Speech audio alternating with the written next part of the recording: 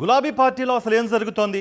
Party working president KTR ఆయన సోదరి కవితల మధ్య దూరం పెరుగుతోందా? కేటీఆర్ను ఏసీబీ అధికారులు విచారించినప్పుడు పార్టీ నేతలంతా ఆయనకు మద్దతుగా పార్టీ కార్యాలయానికి వస్తే ఒక్క కవిత మాత్రం రాకపోవడం వెనుక ఆంతర్యం ఏంటి?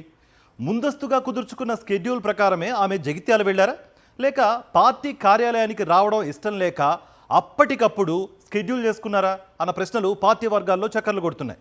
అయితే ఇద్దరి మధ్య ఎలాంటి పొరపొచ్చాలు ఉండే అవకాశాలే లేవని మరికొందరు నేతలు అంటున్నారు.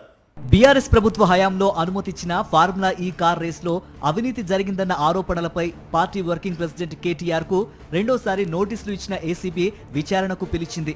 కేటీఆర్ ను ఏసీబీ అధికారులు విచారిస్తోన్న సమయంలో ఉదయం 9 గంటలకే పార్టీ కార్యాలయమైన తెలంగాణ భవన్ కు పార్టీ నేతలంతా తరలివచ్చారు.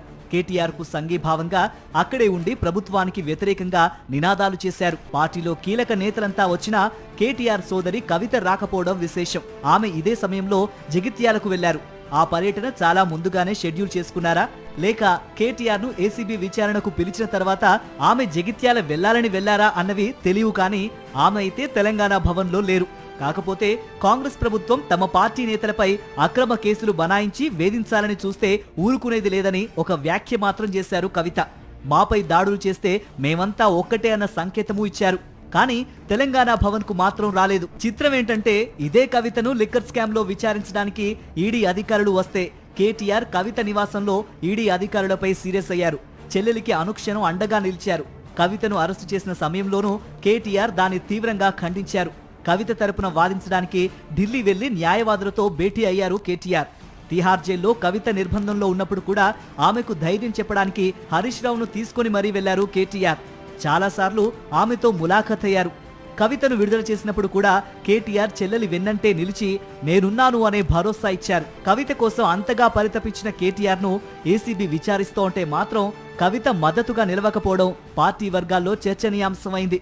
కొద్ది రోజుల క్రితం కేసీఆర్ ను కాళేశ్వరం ప్రాజెక్టులో అక్రమాల ఆరోపణల కేసులో విచారించినప్పుడు కవిత ఎర్రవెల్లి ఫామ్ హౌస్ కు వెళ్లారు. అక్కడి నుండి కేసీఆర్ వెన్నంటే ఆమె బీఆర్కే భవన్ వెళ్తారని అందరూ అనుకున్నారు.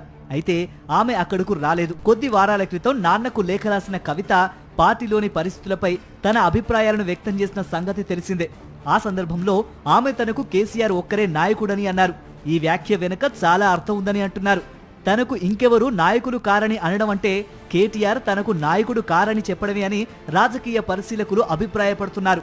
కేటీఆర్ ను ఏసీబీ విచారిస్తున్నప్పుడు పార్టీలో మరో సీనియర్ నేత కేటీఆర్ బావ హరీష్ రావు తెలంగాణ భవన్లోనే ఉండి పార్టీ నేతలతో సమాలోచనలు జరుపుతూ యాక్టివ్ గా ఉన్నారు.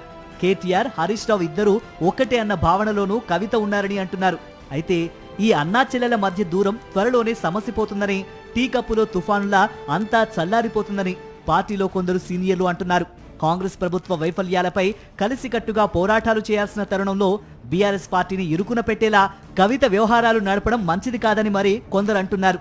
గులాబీ పార్టీలోని ఈ గుబులు త్వరలోనే తెమిలిపోతుందని ఆశిద్దాం.